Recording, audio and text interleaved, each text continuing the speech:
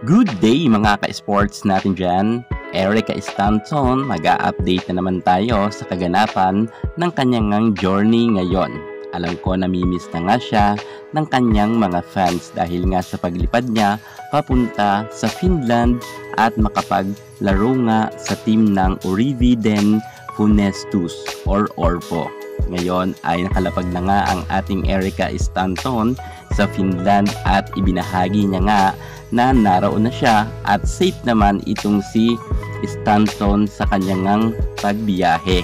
Sobra talagang pagod nga ngayon ni Erica kaya medyo magpapahinga muna siya at magre-relax ng konti dahil ilang araw na lang ay magsisimula na ang kanyang games sa Finland at syempre i-update ko kayo sa kanyang magiging laban nga dito sa Orividen Funestus, ang kanyang bagong team. Alam ko na magsashine talaga si Erica. Tara, samahan nyo ko natuklasin ang pagbiyahe ni Erica Stanton. Pero bago ang lahat, subscribe ka muna, click ang ating notification bell para lagi kang updated sa lahat ng issues sa volleyball. Susunod na.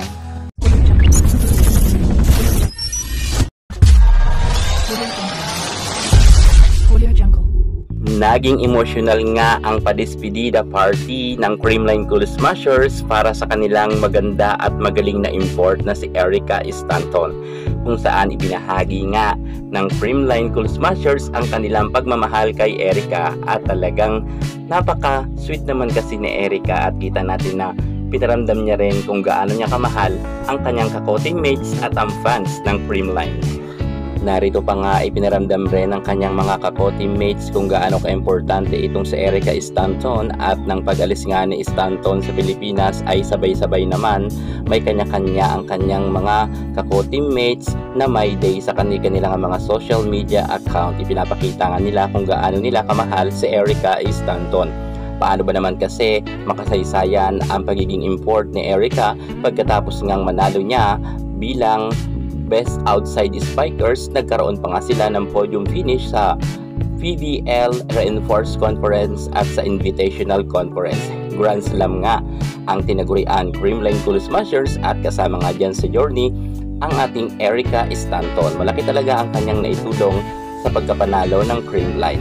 Kahit wala nga ang ating Pinum superstar Alyssa Valdez, Tots Carlos, Gemma Galanza, Gia Amazing, ngunit nagkaroon sila ng podium finish dahil yan kay Bernadette Fons, Michelle Gumabaw, Kyle Negrito at ang buong team nila kasama nga ang import na si Erica Stanton, kung kaya mamimiss talaga natin si Erica. At tulad nga sa mga nasabi ko sa aking vlog doon, nag-promise ako sa inyo na madalas tayong mag-a-update para nga kay Erica Stanton para hindi nga ninyo siya masyado mamiss. At eto na nga, tunay nga na ang Erica Stanton natin ay napaka-humble at napakabait, kung kaya solid talagang minahal siya ng Creamline Cool Smashers fans. At dahil dyan ay eto na naman ang ating pinaka-latest at update sa ating Erica Stanton. Matapos nga itong si Erica na lumipad na papuntang Finland, alam naman natin na ibinahagi rin ito ng kanyang mga kako-teammates at hinatid pa nga siya sa airports, kung saan nga naging emotional nga ang mga kako-teammates niya.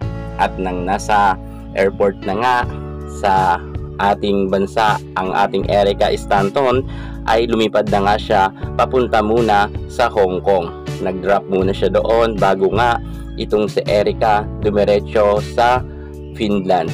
At mga mataan nga natin na nag-my day rin itong si Erica sa kanyang social media account na nasa Hong Kong na siya. At ito naman mga pinaka-latest natin na photos ay nasa Europe country na siya mga ka-sports, kung saan nga ay medyo nakaka-relax na si Erica at safe naman daw siya sa kanyang naging biyahe. Natuwa naman dito ang kanyang mga fans dahil nakita nga nila si Stanton na okay naman siya. At iyan ngang pinapasilip ko sa inyo na mga larawan ni Erica Stanton ay nasa Finland na nga siya. Mukha naman happy na ngayon si Erica dahil safe siya sa kanyang biyahe at ito na naman ang kanyang panibagong journey sa kanyang buhay. At syempre kaabang-abang talaga to dahil bagong team na naman, bagong pakikisama ni Erica Stanton, ngunit ibinahagi niya sa kanyang social media account na sobrang namimiss niya ang Creamline Cool Smashers team niya. At syempre, alam natin na si Erica ay isang humble at mabait rin, kung kaya inaasahan talaga natin mga ka-sports na sana ay makabalik nga si Erica Stanton sa next na PBL Reinforced Conference. Pero sa ngayon, ang atin munang ibabahagi ay ang kanyang mga kaganapan dito nga sa kanyang bagong team sa Urividen Ponestus. Iyan mga nakikita nga ninyo na mga volleyball players ng Orbo. Iyan ang mga makakasama nga ni Erica sa kanyang bagong journey sa Finland. Aasahan na lang natin mga ka-sports na muli na naman mag-shine ng ating Erica Stanton, at maraming nananalangin na mga Creamline Cool Smashers fans na sana ay makabalik talaga siya sa PBL Reinforced Conference sa Pilipinas. Good luck na lang sa ating Erica Stanton, at masaya kami na nariyan ka sa Finland at may babahagi mo ang iyong angking kagalingan. Yan muna ang pinaka-latest natin sa mundo ng volleyball, at para hindi ka mahuli sa lahat ng issue pagdating sa larawan sa volleyball, subscribe na. Thank you so much. God bless.